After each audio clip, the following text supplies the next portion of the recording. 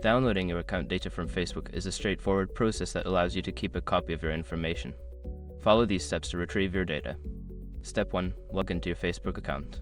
Open your web browser and go to the Facebook website. Enter your login credentials to access your account. Step 2. Access settings. Once logged in, click on the downward arrow in the top right corner of the page. From the drop-down menu, select Settings and Privacy, then click on Settings. Step 3. Navigate to your Facebook information. In the left sidebar, find and click on your Facebook information. This section contains options related to your account data.